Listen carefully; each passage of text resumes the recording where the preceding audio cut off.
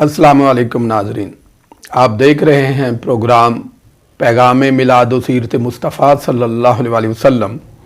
और मैं हूं डॉक्टर मोहम्मद रफ़ीक हबीब। यकम रबीउल अव्वल से लेकर हमारे रोज़ाना प्रोग्राम का सिलसिला जारी व सारी है और हर रोज़ हम एक मुख्तलिफ़ मौजू पर जिसका ताल्लुक़ सरकार दो जहां सल्लल्लाहु अलैहि वसल्लम की विलादत बासआदत के मौका पर जश्न मनाने के हवाले से है, हमारी गुफ्तगू होती है। आज हम जिस मौजू पर गुफ्तगू करने जा रहे हैं वो है जश्न मिलादुन नबी सल्लल्लाहु अलैहि वसल्लम के अज्ज़ाए तश्कीली। वैसे तो सारा साल ही सरकार दो जहां सल्लल्लाहु अलैहि वसल्लम के इश्क, मोहब्बत, अदब और ताज़ीम को फ़रोग़ देने के लिए महाफ़िल मिलाद का इनेकाद किया जाता रहता है और ये सिलसिला ताअत्तुल का शिकार नहीं होता, मगर माह रबीउल अव्वल की आमद के साथ ही इसके अंदर खातिर खा इजाफ़ा हो जाता है। मुल्क मुल्क, शहर शहर, करिया करिया, गाँव गाँव सरकार दो जहां सल्लल्लाहु अलैहि वसल्लम की आमद मुबारक की खुशी में महाफिल का इनेकाद किया जाता है और फर्जंदान तौहीद व रिसालत अपने नबी मुकर्रम हजूर नबी अकरम सल्लल्लाहु अलैहि वसल्लम और अपने आका मौला के साथ अपनी कल्बी मोहब्बत, अकीदत और जज्बाती वाबस्तगी का इजहार करने के लिए मुख्तलिफ तरीक़ों से सरकार दो जहां सल्लल्लाहु अलैहि वसल्लम की याद को ताज़ा करते हैं। और जैसे जैसे मिलाद रसूल सल्लल्लाहु अलैहि वसल्लम की पुरनूर सातें करीब आती जाती हैं, आशिकान रसालत माब सल्लल्लाहु अलैहि वसल्लम के जोश और जज्बा में इजाफ़ा होता चला जाता है। हुज़ूर सरवर आलम सल्लल्लाहु अलैहि वसल्लम के इश्क, मोहब्बत में जगह जगह चिरागां किए जाते हैं, गलियों बाज़ारों को सजाया जाता है और हुज़ूर सरवर आलम सल्लल्लाहु अलैहि वसल्लम के इश्क, मोहब्बत के तराने गाए जाते हैं। जगह जगह महाफ़िल मिलाद का इनेकाद होता है। खुशलहान कुर्रा हजरात कुरान की ज़ुबान में नाते रसूल मकबूल सल्लल्लाहु अलैहि वसल्लम के ज़रिए हमारे दिलों को गरमाते हैं। लाहन दाऊदी से मामूर ज़ुबानें सरकार दो जहां सल्लल्लाहु अलैहि वसल्लम के ज़िक्र के पानी से हमारे दिलों की उजड़ी बस्तियों को सैराब करती हैं। वारसान इल्म मुस्तफ़ा सल्लल्लाहु अलैहि वसल्लम सरकार दो जहां सल्लल्लाहु अलैहि वसल्लम के मिलाद बासआदत और आपके शमाइल, फ़ज़ाइल और खसाइल के तज़किरा के ज़रिए और आपकी सीरत के तज़किरा के ज़रिए गुलामान मुस्तफ़ा की ज़हनी, फ़िक्री, नज़रियाती और एतिकादी आबियारी का सामान करते हैं और ये सिलसिला शब मिलाद और उसके बाद तक जारी व सारी रहता है। नाज़रीन मोहतरम, जश्न आमद रसूल सल्लल्लाहु अलैहि वसल्लम के मौका पर किस तरह सरकार दो जहां सल्लल्लाहु अलैहि वसल्लम की आमद मुबारक का और उस पर खुशी का इजहार करना चाहिए और इस हवाले से किन किन तरीक़ों को इस्तेमाल किया जाना चाहिए, जश्न मुसर्रत मनाते हुए गुलामान रसूल सल्लल्लाहु अलैहि वसल्लम के मामूलात क्या होने चाहिए, इस मौका पर कौन से अमाल, अफ़आल और तरीके अडॉप्ट किए जाने चाहिए। आज हमारे प्रोग्राम का उन्वान इस हवाले से है मिलादुन नबी सल्लल्लाहु अलैहि वसल्लम के अज्ज़ाए तश्कीली। आज हम कुरान और सुन्नत की रोशनी में मिलादुन नबी सल्लल्लाहु अलैहि वसल्लम के अज्ज़ाए तश्कीली का इल्मी और तहकीकी जायज़ा पेश करने की कोशिश करेंगे ताकि हमारे नाज़रीन इल्मी, फ़िक्री और एतिकादी और अमली हवाले से ये जान सकें कि मिलादुन नबी सल्लल्लाहु अलैहि वसल्लम की तकरीबात किन अज्ज़ा पर मुश्तमिल होती हैं और होनी चाहिए और इनमें क्या क्या शामिल होना चाहिए और क्या क्या शामिल नहीं होना चाहिए। इस मौजू पर गुफ्तगू करने के लिए हमारे साथ स्टूडियो में मौजूद हैं हज़रत अल्लामा मोहम्मद शाहिद बाबर कादरी साहब। आइए चलते हैं उनकी जानिब और उनसे पूछते हैं कि अज्ज़ाए तश्कीली जो मिलादुन नबी सल्लल्लाहु अलैहि वसल्लम के हैं इनसे क्या मुराद है और इनको आज डिस्कस करने की ज़रूरत क्या है। जी अल्लामा साहब। बहुत शुक्रिया। बिस्मिल्लाहिर्रहमानिर्रहीम। डॉक्टर साहब, ये आज का जो प्रोग्राम है मिलादुन नबी सल्लल्लाहु अलैहि वसल्लम के अज्ज़ाए तश्कीली या अज्ज़ाए तरकीबी अपनी नौइयत का एक بڑا اہمیت کا حامل پروگرام ہے، اور اس پروگرام کے ذریعے بے شمار جو غلط فہمیاں ہیں، شکوک و شبہات لوگوں کے ذہنوں میں ہوتے ہیں، امید ہے کہ اس کے ذریعے دور ہوں گے انشاءاللہ۔ اجزائے تشکیلی سے مراد یہ ہے کہ وہ اجزاء، جب ہم میلاد النبی صلی اللہ علیہ وسلم کی سیلیبریشن کی بات کر رہے ہیں تو اس سیلیبریشن میں اور یا اس محفل میں، اس گیدرنگ میں یا اس اہتمام و انتظام میں، اس پورے پروسیس میں جو ایکٹیویٹیز ہم کرتے ہیں، پورے پروسیس میں وہ ایکٹیویٹیز، وہ سرگرمیاں اور وہ عمل جو الگ الگ اگر ان کو دیکھا جائے اور ان کو اجزاء کے طور پر دیکھا جائے تو وہ شریعت میں، حضور نبی کریم صلی اللہ علیہ وسلم کی سنت مطہرہ میں، حضور نبی پاک صلی اللہ علیہ وسلم کے عمل مطہرہ میں، یا پھر صحابہ کرام اور حضور کے وہ جو خیر القرون ادوار ہیں اور زمانے ہیں، ان میں کسی نہ کسی طریقے پر انفرادی طور پر وہ تمام اجزاء پائے جاتے ہوں یا ان کی اصل پائی جاتی ہو۔ اور میلاد النبی صلی اللہ علیہ وسلم جو ہم جس کو ذکر کر رہے ہیں، ان تمام اجزاء کو جب ہم اکٹھا کر لیتے ہیں اور ان کا اظہار کرتے ہیں یا ان پر عمل کرتے ہیں تو وہ ایک میلاد النبی صلی اللہ علیہ وسلم کے جشن کا ایک پیکج بن جاتا ہے، جس کو ٹائٹل دیا جاتا ہے جشن عید میلاد النبی صلی اللہ علیہ وسلم۔ اور ان میں سے آج ہم جو زیر بحث لا رہے ہیں، ان کے جو اجزاء ہیں جو ہم اس میں آج اپنے ناظرین کو بتائیں گے، کوئی بھی ایسا سنگل عمل نہیں ہے جو نبی پاک صلی اللہ علیہ وسلم کی سنت مطہرہ میں نہ ہو اور صحابہ کرام کی سنت میں نہ ہو، یا خلاف شرع کوئی ایسا کام ہو، اس کو تو بالکل جگہ ہی نہیں ہوگی۔ مگر ہم آج جب وہ ساری چیزیں اور وہ امت کے تمام طبقات، میلاد النبی کو ماننے والے، منانے والے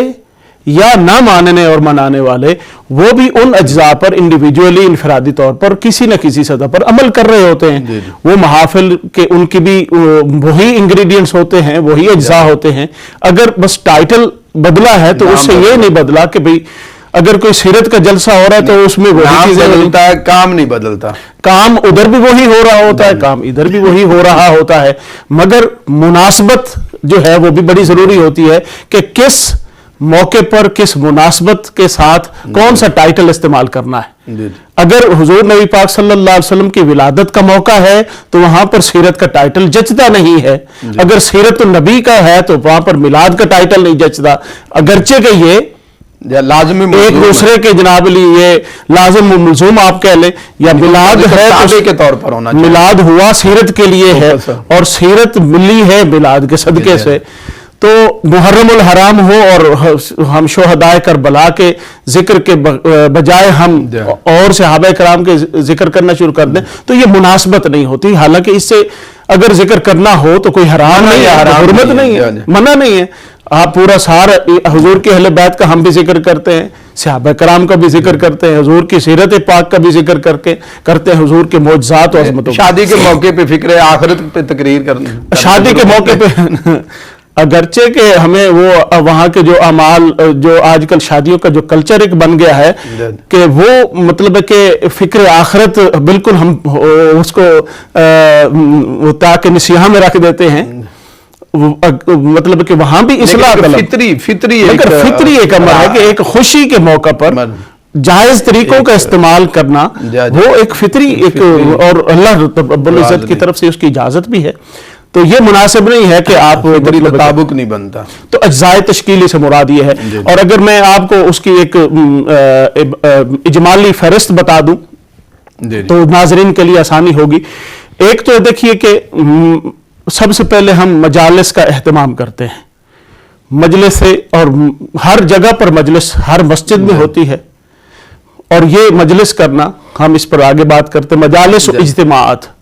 ہر طبقہ کرتا ہے، آج ضرورت بھی ہے اور سرکار کے دور سے چلا آ رہا ہے۔ پھر بیان سیرت و فضائل مصطفیٰ صلی اللہ علیہ وسلم ہوتے ہیں، اور بیان سیرت، حضور کے فضائل، حضور نبی پاک صلی اللہ علیہ وسلم کے معجزات ہر طبقہ امت کرتا ہے، ہر فکر سے تعلق رکھنے والا کرتا ہے۔ 100 سالہ جشن منائے جاتے ہیں، تقریبات ہوتی ہیں، 50 سالہ گولڈن جوبلی، سلور جوبلی، ہاں یعنی وہ تو دینی درسگاہوں کی دینی درسگاہوں کی ہر سطح پر کی جاتی ہیں، وہ اپنی آپ کی آرگنائزیشنل ہوں، جا اپنی سیاسی وابستگی کے ہوں جلسے جلوس، جا تو یا دینی وابستگی، اور دینی وابستگی کے جلسے جلوس بھی، اور حضور نبی پاک صلی اللہ علیہ وسلم کی سنت بھی ہے۔ پھر مدحت و نعت رسول صلی اللہ علیہ وسلم ہے جی، اور اس کے لیے میلاد النبی کا جو مطلب ہے کہ مین انگریڈینٹ یہ ہے، اور پھر صلاۃ و سلام ہے، پھر حضور نبی پاک صلی اللہ علیہ وسلم کا صلاۃ و سلام بالخصوص کھڑے ہو کر پڑھنا، یہ ایک کلچر ہے، اور اس کو اس کی شرعی حیثیت کیا ہے اس پر بات ہو سکتی ہے۔ پھر اہتمام چراغاں ہے، جیسے ڈیکوریشن کی جاتی ہے، اور مختلف مواقع پر اگر کوئی قومی تہوار ہوتا ہے یا کوئی دینی تہوار ہوتا ہے تو مساجد میں، مراکز پر، اور پھر بڑی سرکاری بلڈنگز پر چراغاں کیا جاتا ہے، اور نبی پاک صلی اللہ علیہ وسلم سے بڑھ کر دینی تہوار کیا ہو سکتا ہے، اس پر بھی چراغاں کیا جاتا ہے، اور اس کی بھی ہمیں حضور نبی پاک صلی اللہ علیہ وسلم کی جو سیرت طیبہ کی کتب میں ساری چیزیں ملتی ہیں۔ پھر کھانا کھلانا ہے، اطعام الطعام ہے، یہ انڈیویجولی ایک یہ جو عمل ہے انفرادی طور پر ایک بہت اہمیت کا حامل ہے، اور جتنے فضیلت کھانا کھلانے کی قرآن پاک میں، اور پھر اہم مواقع پر کھانا، اور حضور نبی پاک صلی اللہ علیہ وسلم کی آمد سے بڑھ کر کون سا موقع اہم ہوگا، اور اس سے بڑھ کر کون سا موقع خوشی کا اظہار میں لوگوں کو کھانا کھلانے کا یہ عمل۔ اور پھر جلوس ہے، میلاد پاک کے جلوس نکالنا، یہ بھی اہل مدینہ کی سنت ہے۔ جب ہم، اور پھر اگر سنت نہ بھی ہو تو ہمارا کلچر ہے، ہمارے مختلف علاقوں میں، مختلف ملکوں میں جلوس نکالے جاتے ہیں، اگر سیاسی جلوس ہے،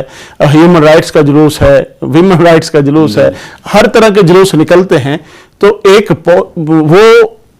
اپنے حقوق ماننے کے لیے بھی، منوانے کے لیے بھی سارا کچھ ہوتا ہے۔ تو ایک اگر جلوس سرکار دو جہاں نبی پاک صلی اللہ علیہ وسلم کی ولادت کی خوشی میں اگر 20 مارچ کے نام پر کوئی کیا جائے تو اس میں بھی کوئی حرج نہیں ہے۔ تو یہ سارے انگریڈینٹس ہیں، اگر ہم ان کا جائزہ انڈیویجولی لیں تو یہ سارے شریعت کے شرعی امور ہیں، اور ہماری شریعت کا حصہ ہیں، اور امت کا ہر طبقہ اس کو جو ہے وہ مباحات میں آتے ہیں، جوازات میں آتے ہیں۔ بالکل، اس میں کئی چیزیں ایسی ہیں جو مباحات میں ہیں، جو اللہ تبارک و تعالیٰ نے تشکیلی ڈسکس کر لینے کے بعد اب ذرا دیکھیے، ہم اس موقع پر جو پہلا آپ نے ذکر کیا پہلے نمبر پہ، وہ ہے محافل اور مجالس کا انعقاد۔ میلاد النبی صلی اللہ علیہ وسلم کے موقع پر یا جشن میلاد النبی صلی اللہ علیہ وسلم منانے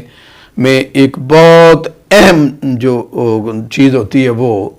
مجالس اور محافل کا انعقاد ہوتا ہے۔ تو ذرا اس پہ روشنی ڈالیے کہ یہ ہماری محافل کیسی ہونی چاہیے۔ سب سے پہلے تو کیسی آج کل ہو رہی ہیں۔ سم ٹائمز آپ محافل کو دیکھتے ہیں تو وہ سارا ادب سے بڑھ کر بہت نیچے آ کر بے ادبی کے درجے میں آ گئی ہیں۔ جیسے آپ کوئی نعت خواں حضرات جو ہے نعت رسول مقبول پیش کر رہا ہے تو یا تو وہ بالکل اتنے معروف گانے کی طرز میں ہوتی ہے کہ جو ہی وہ ایک جملہ بولتا ہے تو حضور کی طرف توجہ جانے کی بجائے، نعت کی طرف جانے کی بجائے فوراً توجہ اس گانے کی طرف جاتی ہے۔ تو اس کا مطلب ہے جو مقصد ہے وہ اس سے ہم پیچھے ہٹ رہے ہیں، یا پھر وہ ایسا جس طرح ناچ گانا اور اچھل کود جو ہے ناچ گانے کے کنسرٹس میں ہوتی ہے، اب وہ ہاتھ ہلائے جا رہے ہیں اور موٹیویٹ کیا جا رہا ہے، اس طرح کریں، اس طرح کریں۔ یہ بنیادی طور پر ہماری محافل اور مجالس کا یہ طریقہ کار کہ بالکل وہ محفل نعت کی بجائے مسجد کے اندر محفل نعت کی بجائے وہ کم لگے، اور ذکر رسول کی محفل کم لگے، اور گوائیوں کی جو ہے وہ کنسرٹ وہ زیادہ لگے۔ کیا ایسی محافل ہونی چاہیے؟ نہیں، میلاد النبی صلی اللہ علیہ وسلم عرض یہ ہے کہ یہ جو آپ نے گفتگو فرمائی یہ خرافات میں ہے، جی جی، اور اس پر انشاءاللہ ہمارا ایک مستقل موضوع ہے جس پر انشاءاللہ آئندہ ایک دو روز میں ہم اس پر کلام کریں گے، جو خرافات اور جو مطلب ہے کہ اصلاح طلب پہلو ہیں ہماری محافل میں، ان پر کلام کریں۔ ہمارا رنگ کیسا ہونا چاہیے اس پہ بات کی، محافل کا رنگ کہنا، محافل کا رنگ حضور کی محبت میں اور حضور کی اتباع میں رنگا ہوا ہونا چاہیے۔ اب ہمارا آج کا جو موضوع ہے وہ ہم نے دیکھنا ہے کہ کیا نبی کریم صلی اللہ علیہ وسلم نے اپنے میلاد کا جلسہ کیا، کوئی مجلس منعقد کی یا نہیں کی۔ جی جی، تاکہ ہمارے ناظرین کو اس پر کوئی ابہام نہ رہے اور کوئی کوشچن ان کے ذہن میں نہ رہے کہ بھئی نبی پاک صلی اللہ علیہ وسلم نے اپنے میلاد کا باقاعدہ طور پر اہتماماً جلسہ نہیں کیا، اور حضور نبی پاک صلی اللہ علیہ وسلم نے کبھی صحابہ کے سامنے اپنے نسب پاک کا ذکر نہیں کیا، یا اپنے ولادت کا اور اپنے جو شجرہ نسب ہے اس کا ذکر نہیں کیا، اپنے فضائل بیان نہیں کیے. تو یہ ایک محض جہالت ہے، ایسا بات نہیں ہے. آپ دیکھیے بلکہ اس سے پہلے رب کائنات نے کیا، ولادت سے پہلے جلسہ کیا. وہ دیکھیے وہ جلسہ ہوا 1,24,000 کم و بیش انبیاء کرام، اس سے بڑا جلسہ کیا ہوگا؟ ہمارے کون سے جلسے ہیں جس میں لاکھوں کی تعداد میں لوگ ہوتے ہیں؟ وہ خدا نے کیا اور آمد سے پہلے کیا، ولادت سے پہلے کیا. یا ولادت سے پہلے ہو سکتا ہے، ولادت کے بعد کیوں نہیں ہو سکتا؟ بالکل، یہ خدائی. اور ایڈریسی جو ہے وہ انبیاء ہیں، سامعین انبیاء ہیں، اور خطیب خود رب کائنات ہے. اور پھر اللہ تعالیٰ کی سنت میں کوئی تبدیلی نہیں آتی، وہ ابدی ہے. آپ دیکھیے کہ حضرت سیدنا عباس رضی اللہ، یہ مطلب بن ابی وداع سے مروی ہے اور یہ جامع ترمذی کی حدیث پاک ہے. سیدنا عباس رضی اللہ تعالیٰ سرکار کی خدمت میں حاضر ہوئے تو انہوں نے، ان کی تھوڑی کیفیت ایسی تھی جیسے کسی نے کوئی تان کیا ہے اور آپ کا چہرے پر افسردگی تھی کہ بھئی یہ. تو انہوں نے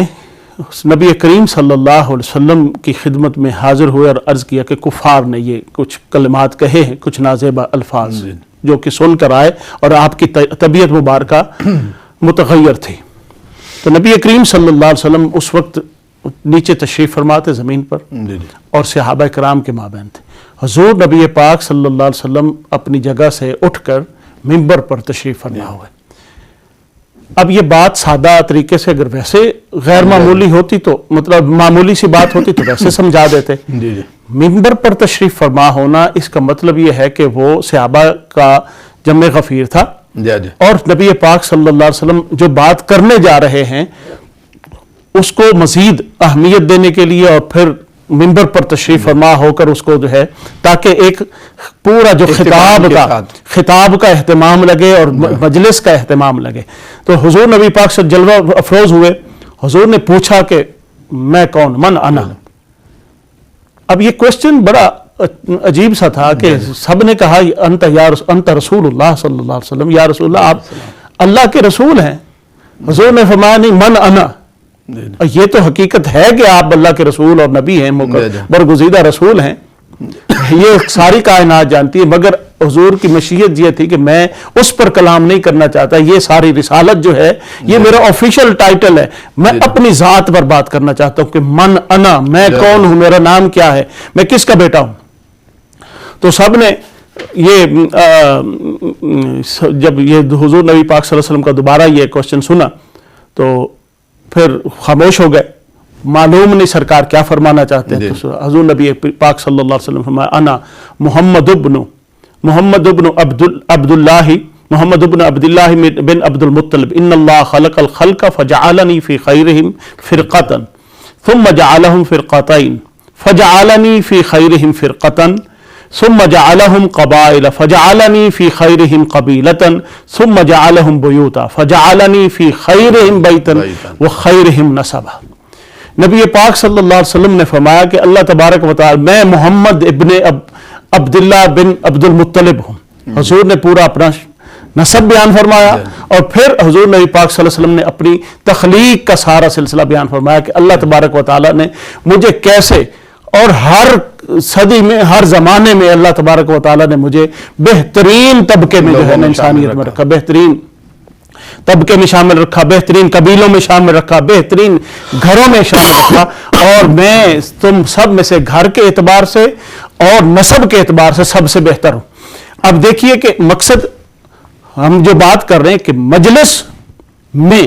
اور جلسے میں حضور نبی پاک صلی اللہ علیہ وسلم نے اپنا میلاد بیان کیا کہ نہیں؟ نبی پاک صلی اللہ علیہ وسلم نے اپنی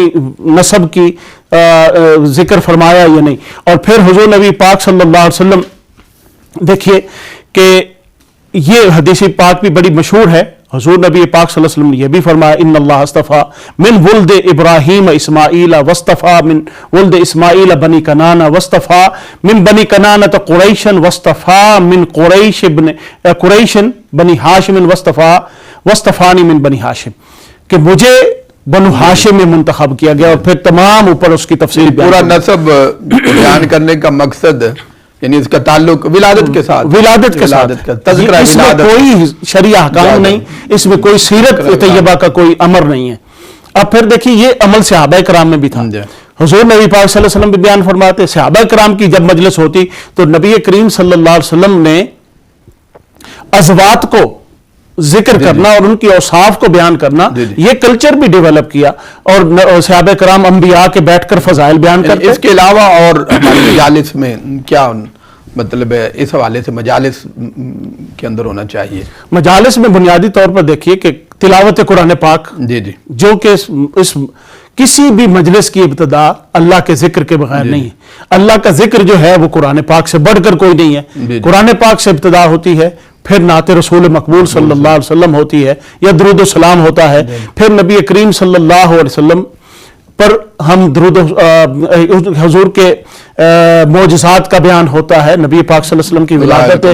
की विलादत बासादत का बयान होता है, हुजूर के बचपन का जिक्र होता है, सरकार के वालिदैन का जिक्र होता है, सैयदा हलीमा सादिया का जिक्र होता है, कबीला बनु साद की सारी बरक़ात का जिक्र होता है, हुजूर के बचपना का, हुजूर के लड़कपन का, हुजूर की जवानी का, फिर हुजूर की बेसत का, फिर हुजूर नबी पाक सल्लल्लाहु अलैहि वसल्लम के तमाम सीरत व अखलाक, हुजूर ने कैसे कैसे जिंदगी गुजारी, और फिर हुजूर नबी पाक सल्लल्लाहु अलैहि वसल्लम की तालीमात क्या थी, आपकी बेसत का मकसद क्या था, हुजूर नबी पाक सल्लल्लाहु अलैहि वसल्लम के आने की क्या क्या मकासद थे, हुजूर के फराइज़ नबूवत क्या, सामईन को क्या अंदर बैठना चाहिए, ये सारा कुछ बयान किया जाता है। फिर सामईन को आदाब बताए जाते हैं मजालिस में, और करके तशरीफ लाएं, तमाम वो आदाब बताए जाते हैं कि वो बावुज़ू हों, तहारत नबी पाक सल्लल्लाहु अलैहि वसल्लम के आपका जो कि एक खासा है, हुजूर से बढ़कर ना कोई नफीस है, ना कोई ताहिर है, ना कोई और फिर इसको निस्फ़ ईमान करार देने वाले सरकार हैं। तो हुजूर की जो हुजूर की ज़ात बाबरकात के आदाब हैं, वही आपके मजालिस के भी आदाब हैं। तो उसमें भी मलूज़ खातिर ये फिर सामीन को सारी इस चीज़ की तरबियत और ट्रेनिंग दी जाती है, और फिर बिलाखिर इन महाफिल के जरिए और इस मजलिस का जो मकसूद और मुद्दा होता है वो ये होता है मतमा नजर कि जाने वाले नबी करीम सल्लल्लाहु अलैहि वसल्लम की मोहब्बत की खरात अपने दिलों में लेकर जाएं, हुजूर के अखलाक हसना की कुछ खुशबू लेकर जाएं, ताकि वो अपने खानदान में और अपनी फैमिलीज में, अपनी सोसाइटी में एक अच्छा जो है ना इंसान बनकर रह सकें, दिखा सकें कि हुजूर नबी पाक सल्लल्लाहु अलैहि वसल्लम की मोहब्बत बंदे को तकब्बुर नहीं सिखाती, हुजूर की मोहब्बत बंदे को आजिज़ी देती है, हुजूर नबी पाक सल्लल्लाहु अलैहि वसल्लम की मोहब्बत सख्ती को ख़त्म करती है, नरमी इंसान के दिल में पैदा करती है, हुजूर की मोहब्बत बद अखलाकी को दूर करती है और हुस्न खुल्क इंसान को अता करती है। हुजूर नबी पाक सल्लल्लाहु अलैहि वसल्लम की मोहब्बत अगर महफिल मिलाद में आकर और मजालिस के अंदर आकर ये चीज़ें हमारे अंदर पैदा नहीं होती, या इस बारे में हमारे अंदर एहसास पैदा नहीं होता, तो इसका मतलब है कि हमारी वो मजालिस जो है वो बामकसद या मकसदियत से खाली हैं। बिल्कुल यकीन है, बिल्कुल ये अगर वो चीज हमें हासिल नहीं होती वो मकसद। और फिर ये सहाबा कराम का अमल भी था। नबी करीम सल्लल्लाहु अलैहि वसल्लम के अलावा भी दीगर अंबिया कराम के वो बैठकर वो जो है मनाक़िब बयान करते, और हुजूर नबी पाक सल्लल्लाहु अलैहि वसल्लम एक मरतबा ये जामे तिरमिज़ी की हदीस पाक है बड़ी मारूफ, और सहाबा बाकी अंबिया के औसाफ बयान कर रहे थे। किसी को अल्लाह ने आदम सफ़ीउल्लाह बनाया, किसी को खलीलुल्लाह बनाया, किसी को ज़बीहुल्लाह बनाया, किसी को रूहुल्लाह बनाया, किसी को कलीमुल्लाह, तो उस पर ताज्जुब का इजहार कर रहे थे। सरकार सुनते सुनते तशरीफ लाए और मना नहीं फरमाया कि भाई उनकी सीरत की बात करो, ये तो उनकी नहीं, उसको एंडोर्स किया और अपनी तरफ भी हुजूर ने तवज्जो दिलवाई और फरमाया कि सुनो, बेशक वो तमाम अंबिया अगर आदम सफ़ीउल्लाह हैं तो वो ऐसे ही हैं, अल्लाह ने उनको ये अजीम मकाम दिया है, मगर अला व अना हबीबुल्लाह वला फख्रा, ये जितने भी हुए वो खा कलीम हुए, खा ज़बी हुए, व सफ़ी हुए, जो भी हुए उनके मकाम अपने अपने, और उसका किसी का इनकार नहीं। और इसका मतलब ये है कि किसी का मकाम किसी दूसरे को घटाता नहीं है, कलैश नहीं है, वो अपनी अपनी जगह पर वो बराजमान हैं, अल्लाह ताला ने उनको वो ओहदे दिए हैं। मगर اللہ نے اپنا محبوب کسی کو نہیں کہا. انا حبیب اللہ، میں اللہ کا محبوب ہوں، ولا فخرا. انا حامل لواء الحمد یوم القیامہ ولا فخرا، اور قیامت والے دن لواء حمد میرے ہاتھ میں دیا جائے گا مگر میں فخر نہیں کرتا. وانا اول شافع و اول مشفع، اس دن سب سے پہلے جب نفسا نفسی کا عالم ہوگا اور زبان شفاعت اگر کسی کی کھلے گی تو وہ زبان مصطفیٰ ہوگی، اور اگر کسی کو سنا جائے گا اور کسی کی سفارش و شفاعت قبول کی جائے گی تو وہ بھی میری ذات ہے اور میں اس پر فخر نہیں کرتا. وَأَنَا أَوَّلُ مَن يُحَرِّكْ خَلَقَ الْجَنَّةَ فَيُفْتَحُ اللَّهُ لِي فَيَفْتَحَ اللَّهُ لِي فَيُدْخِلْنِيهَا، اور اس دن سب سے پہلے جنت کا دروازہ کھٹکھٹایا جائے گا، حرکت دی جائے گی اور اللہ تعالیٰ پھر اس کو کھولے گا. جس کے لیے کھولے گا وہ میری ذات ہے مگر میں اس پر فخر نہیں کرتا. اور آخری بات اس حدیث پاک میں وَمَا أَيَّ فُقَرَاءُ الْمُؤْمِنِينَ وَلَا فَخْرًا، اور میری امت کے جتنے فقراء، یتیم، مساکین مگر اہل ایمان ہوں گے، ایمان میں پختہ ہوں گے، وہ میرے ساتھ جنت میں داخل ہوں گے، میں ان کو سب کو ساتھ لے کر جاؤں گا. وَأَنَا أَكْرَمُ الْأَوَّلِينَ وَالْآخِرِينَ، اور اللہ تبارک و تعالیٰ نے مجھے اولین و آخرین میں سب سے زیادہ عزت والا، سب سے زیادہ مکرم، معزز، محترم بنایا ہے مگر میں فخر نہیں کرتا. اب دیکھیے یہ سارے اوصاف نبی کریم صلی اللہ علیہ وسلم نے اپنی زبان بیان فرمائے، اور ہماری مجالس سے میلاد النبی صلی اللہ علیہ وسلم کا مین جو فوکس ہوتا ہے انہی چیزوں پر ہوتا ہے، انہی کا تذکرہ ہوتا ہے تاکہ ان کو سن کر اپنے نبی کی عظمت و فضیلت دل میں پیدا ہو اور پھر یہ جذبہ پیدا ہو کہ ہم بھی ان کے نقش قدم پر چلیں. جی ناظرین، ہم ذکر کر رہے ہیں جشن میلاد النبی صلی اللہ علیہ وسلم کے اجزائے تشکیلی کا. ہم نے محافل اور مجالس کا تذکرہ کیا کہ ہماری محافل اور مجالس کس طرح کی ہونی چاہیے. یہاں پہ وقت ہوا ہے ایک شارٹ بریک کا، چلتے ہیں ایک بریک کی طرف، جائیے گا کہیں نہیں، ملتے ہیں ایک بریک کے بعد.